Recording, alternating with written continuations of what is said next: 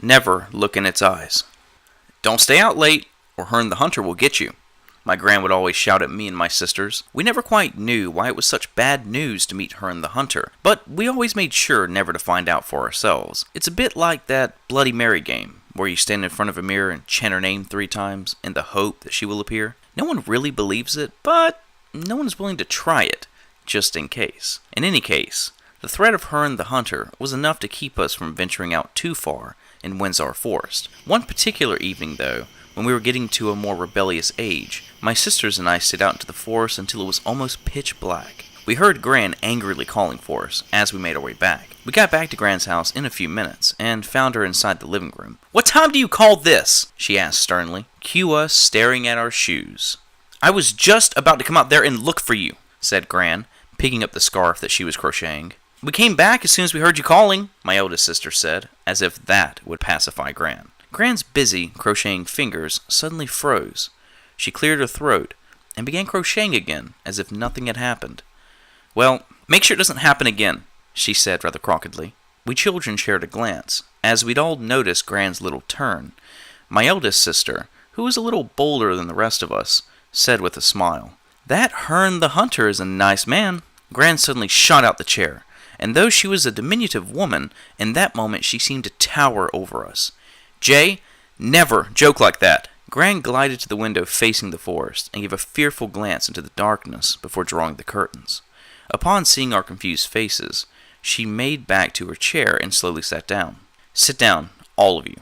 I know it's soon your bedtime, and perhaps it's not the right time to tell you this, but you're all old enough now. Even you, Elle," she said, looking at me.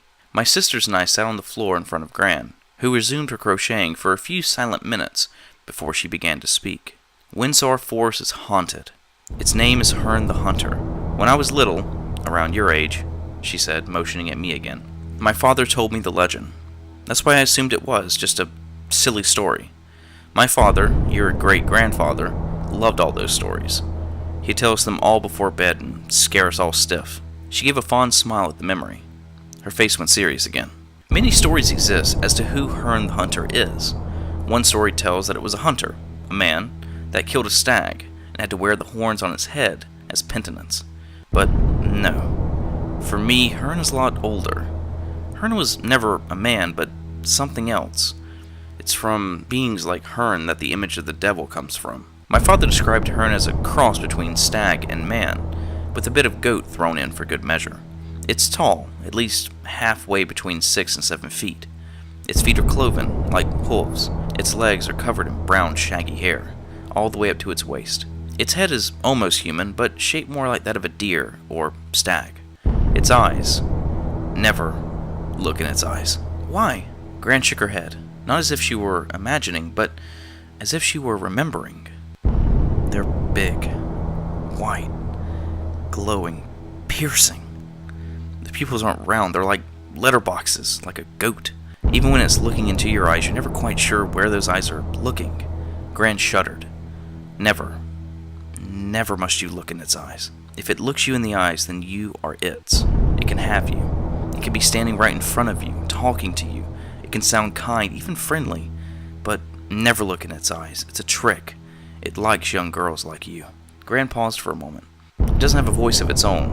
When it speaks, it does so with the voices of people that have looked into its eyes." She looked hard at us after saying that. Like I said, I never really believed my father.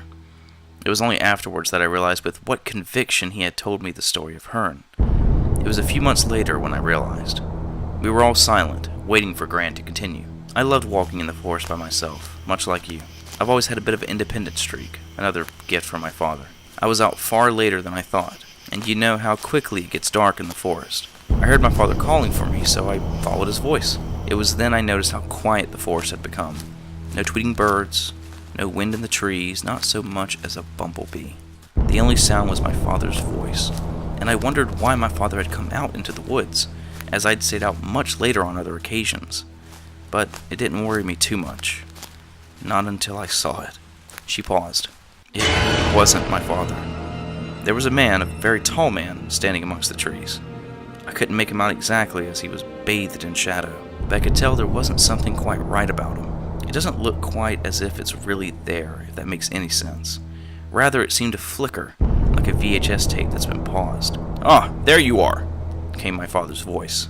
It held out its hand from beneath the shadow, and I saw how dark its skin looked.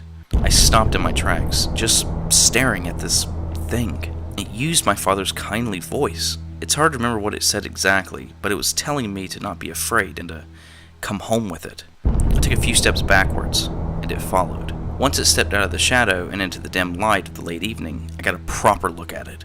She screwed her eyes shut. The memories were not easy to recall. "His eyes," she said with horror. "Those eyes, so glowing, so staring, so evil." Gran snapped her eyes open. So I ran, as fast as my legs would carry me. I could hear it not far behind. At first it let out this terrible cry,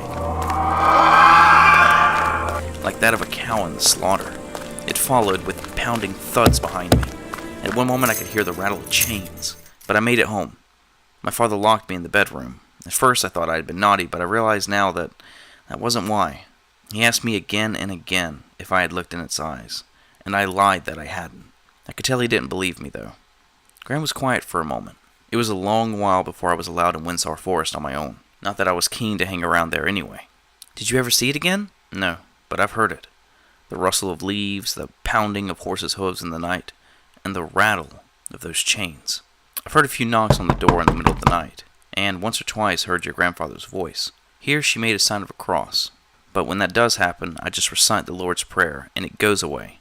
You must do the same," she said sternly. "I don't mind you playing out in the forest. It doesn't normally come out in the day, but you must never stay out after dark, or Herne the Hunter will get you. But if you do chance to meet it, it can't do anything unless you look in its eyes. Never look in its eyes.